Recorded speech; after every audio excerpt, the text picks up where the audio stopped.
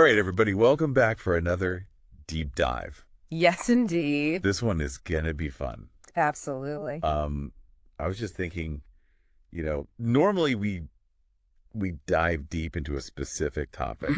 We've got like a book, a documentary, an essay, all sorts of stuff. But this time, we're gonna do something a little bit different. Yeah, a little bit of a different flavor. Yeah. Exactly. So what we're gonna do is we're gonna dive into a list of vocabulary words. That's right. And I know you're thinking like, oh my gosh, vocabulary words. Are you kidding me? Yeah. But these words are these are really cool. They come from the Oxford 5000. Have you ever heard of the Oxford 5000? Oh, absolutely, yeah. Okay, so this is like a curated list of the most important words to know for English learners, and we're going to look at Group 44, and we're going to look at words 1291 to 1320. All right. So like a nice little chunk right in the middle. In the middle. And so the reason that I thought this would be fun is, when you learn new words, it's like you're adding new colors to your palette as a painter. Mm-hmm. Right?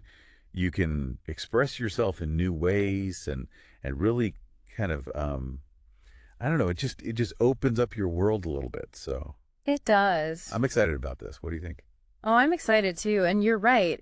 It really does kind of unlock new ways of thinking and new ways of expressing yourself. And so by expanding our vocabulary, we really are expanding our understanding of the world and our ability to communicate within it. And it can also make you sound really smart. That never hurts. Right. You can drop these words into conversations and people can be like, whoa, where'd they learn that word? Exactly. Maybe even a little peculiar. Oh, there's one already. I know, right? Oh. We're going to get to that one. Yeah. I think that's on our list. Looking forward to it. Okay, so the first word we're going to look at is parallel. All right. Parallel. And then I always think of like those lines, in geometry class that like never meet.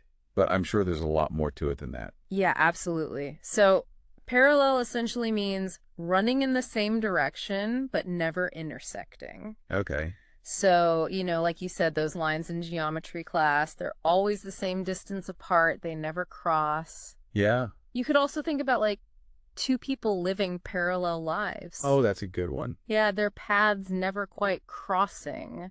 So like the two arguments were parallel, never quite meeting on common ground. That's a perfect example. Okay.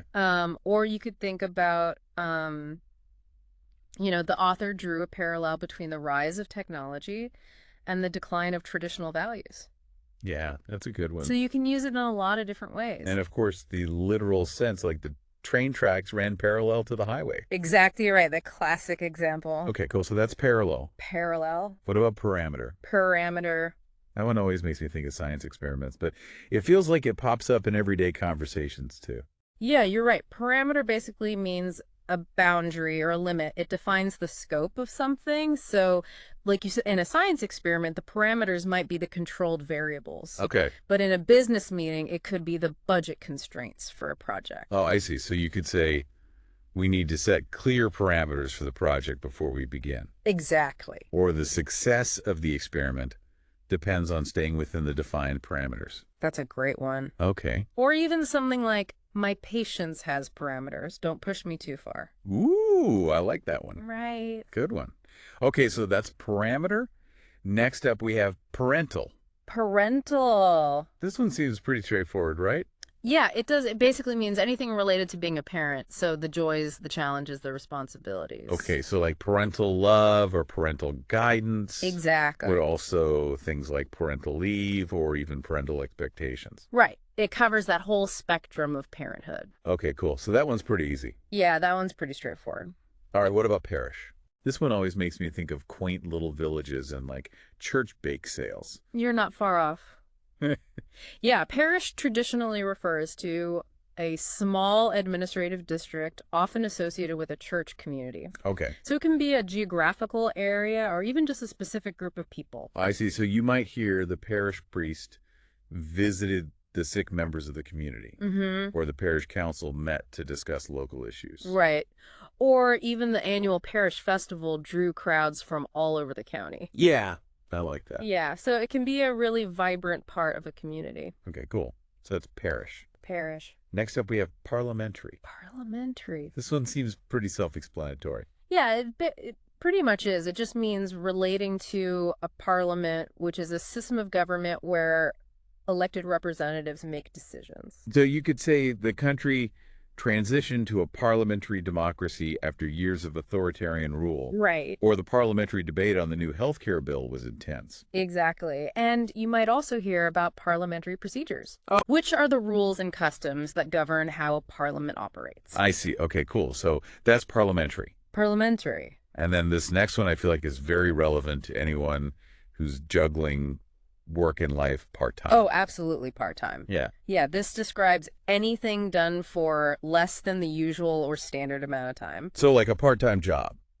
Classic example. Yeah, but you could also use it for studying. Like she's taking a part-time course at the local college. Right, or he's a part-time musician playing gigs on the weekends. Oh, I like that. So it doesn't have to be just work or study related. Right, it could be anything. Anything at all. Okay, cool. And then how about partial?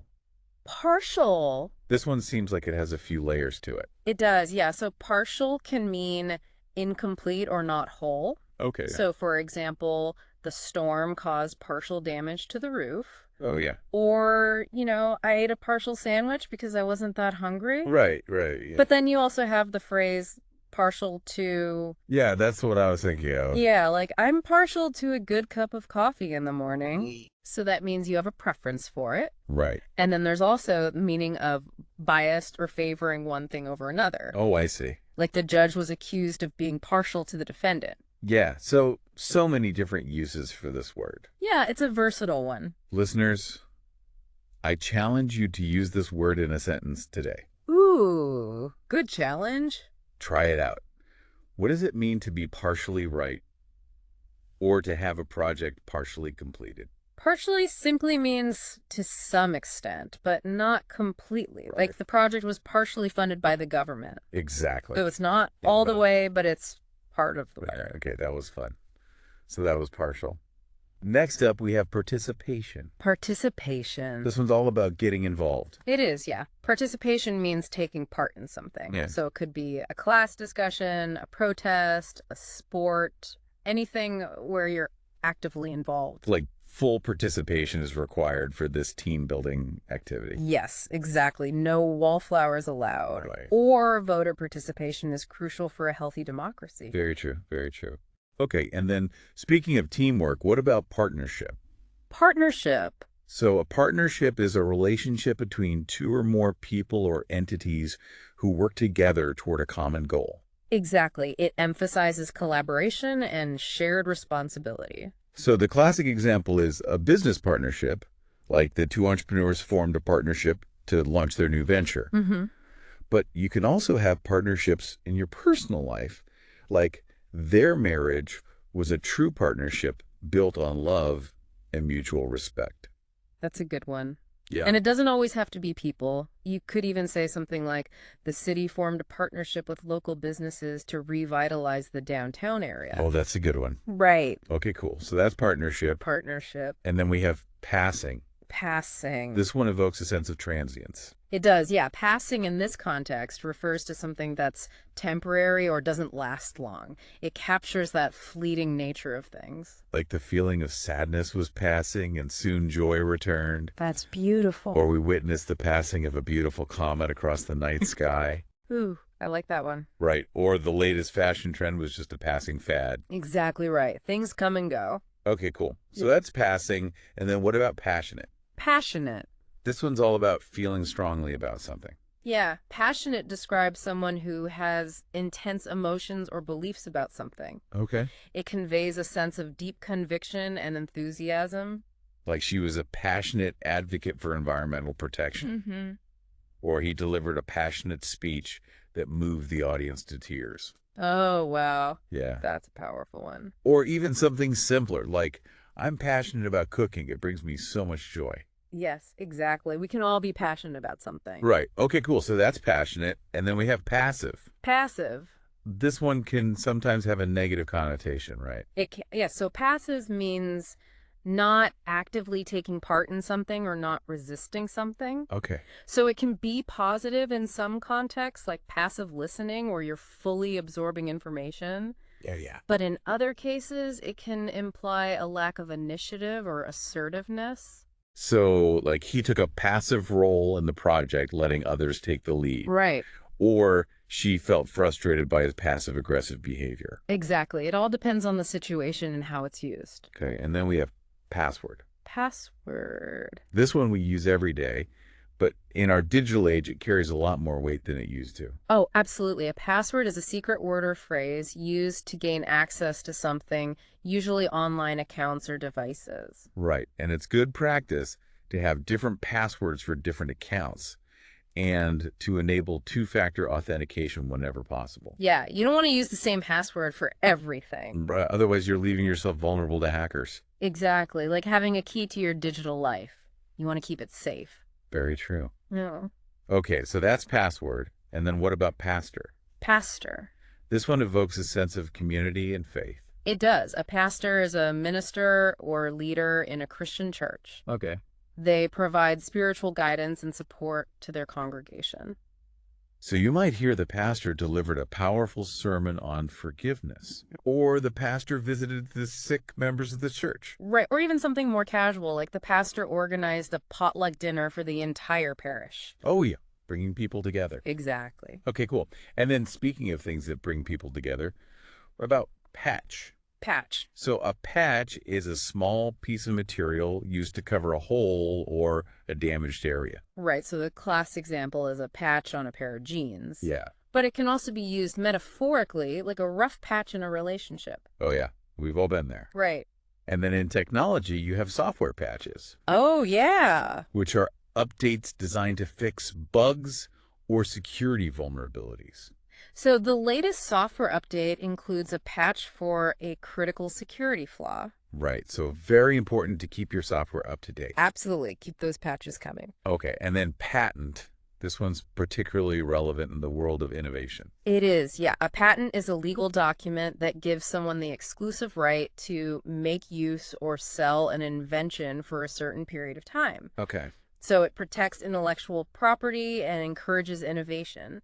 So you might hear the company filed a patent for their groundbreaking new technology. Right. Or the inventor received a patent for her life-saving medical device. Exactly. And patents can be quite valuable, especially if the invention becomes commercially successful. Yeah, it's like having a monopoly on your idea. In a way, yeah. Okay, cool. So that's patent. And then we have pathway. Pathway. This one has both literal and metaphorical meanings. It does, yeah. A pathway can be a physical path, like a trail through a forest. Okay. Or it can be a metaphorical route to achieving something. Oh, I see. So you could say she followed the pathway through the garden, admiring the flowers. Mm-hmm. Or he chose a challenging but rewarding pathway in his career. Exactly. It's about the journey, steps we take to reach a destination, both physically and metaphorically. That's a good one. Yeah. Okay, and then how about patience? Patience. This is a virtue we could all use a bit more of these days. Oh, tell me about it. Right. So, patience is the ability to wait calmly without getting annoyed or frustrated, even when things are challenging or delayed. It's a quality that's often tested. Yeah. But so rewarding when practiced. Like learning a new language requires a lot of patience and persistence. Absolutely. Or the teacher showed incredible patience with her students, even when they were disruptive. That's a good one. Right. And let's not forget the classic, patience is a virtue. Oh, the classic. Right. Okay, so that's patience. And then patrol. Patrol. This one evokes a sense of security. Yeah, to patrol means to regularly go around an area to check for problems or to protect it. So you might have security guards patrolling a building. Mm-hmm. Or police officers patrolling a neighborhood. Right. Or even parents patrolling the house after bedtime, making sure everyone's asleep. The bedtime patrol. Right, exactly. It's Right. about vigilance and maintaining order. Exactly. Okay, and then we have patron. Patron. This one's all about support. It is, yeah. A patron is a person who supports an artist organization or cause, often financially. Well, They play a vital role in fostering creativity and progress. so you might hear The wealthy patron funded the artist's latest masterpiece. Mm-hmm. Or the library thanked its patrons for their generous donations. Right, and in some contexts, patron can simply refer to a regular customer of a business. Oh, I see. Like the bartender knew all the regular patrons by name. Okay, cool. So that's patron. And then let's take a pause and reflect on this word. Ooh, a pause. Pause. What does it mean? Well, a pause, of course, is a temporary stop or break in something. Okay. It's a moment of stillness, a chance to breathe, reflect, or simply gather your thoughts. Right. Sometimes a pause is unintentional. Like there's an awkward pause in the conversation. Oh, yeah, we've all been there. Right. But other times it's deliberate and much needed. Like the speaker paused for dramatic effect. Oh, yeah. Or take a pause and enjoy the beauty around you. Yeah, that's a good one. Okay, so that's pause. And then we have peak. Peak. This one conjures up images of mountaintops and reaching new heights. It does, yeah. Peak is the highest point of something. So literally we reach the peak of the mountain at sunrise. Mm-hmm. But you can also use it metaphorically, like she was at the peak of her career, winning awards and accolades. Right. Or the economy reached its peak before the recession. Exactly. So it can be used in a lot of different ways. Okay, cool. And then what about peasant? Peasant. This one takes us back in time. It does. A peasant is a poor farmer or farm worker, typically in a historical context. So you might read about peasants in history books or see them depicted in movies about medieval times. Right, and sometimes peasant can be used as a derogatory term, but in its purest form, it simply refers to someone who works the land. Okay, cool. So that's peasant. And then, oh, this next one is fun, peculiar. Peculiar. I think we all have our own little peculiarities. Yeah, we do indeed. Peculiar means strange, unusual, or eccentric. Okay. It describes something that stands out as different or odd. Like, you could say the old house had a peculiar charm. Mm-hmm. Where he had a peculiar habit of tapping his fingers on every surface. Or the detective noticed a peculiar detail at the crime scene. Yeah, so it's not always a bad thing to be peculiar. Right, it just means you're unique. Right, exactly. Yeah. Okay, so that's peculiar, and then peer. Peer. This one highlights our social connections. Yeah, a peer is someone who is equal to another person in age, status, or ability. Okay. So your peers in school, your peers in the workplace, or even your peers in a particular field of study. Right. It's about shared experiences and common ground. Right. And you often hear about peer pressure. Oh, yeah. Which is the influence that peers can have on each other's behavior. Can be good, can be bad. Right, exactly. Okay. So that's peer. And then almost their word number 29, penalty. Penalty. A penalty is a punishment for breaking a rule or law. Right. It's a consequence for wrongdoing. So you might have penalties in sports, like a penalty kick in soccer, Mm-hmm. or penalties in legal settings like a fine or imprisonment. Right. Or even something as simple as a late fee for an overdue library book. Yeah, nobody wants to pay those. Right. Those can add up. Okay, and then last but not least, word number 30, perceive. Perceive. This one seems to go beyond just our five senses. It does. To perceive means to become aware of something through your senses or your mind. Okay. It's about how we interpret and understand the world around us. So literally, I perceive a faint smell of smoke, Mm-hmm. but also I perceive a sense of unease in her voice. Right. Or beauty is in the eye of the beholder, meaning how we perceive things is subjective and influenced by our individual experiences. Oh, that's deep. It is, yeah. Okay, so we made it. We did. 30 words down, countless new ways to express ourselves unlocked. Expanding your vocabulary is a journey, and it's never too late to start. Right. So keep exploring, keep reading, keep listening, and most importantly, keep using these words in your everyday life. Exactly. You don't have to sound peculiar about it, but the more you practice, the more natural it will become. That's right. It's like any skill, the more you use it, the better you get at it. And as you learn new words, think about this. How does adding words to your mental toolbox change the way you see and interact with the world around you? That's a good question. Right. Food for thought. Until next time, word lovers. See you next time. Bye.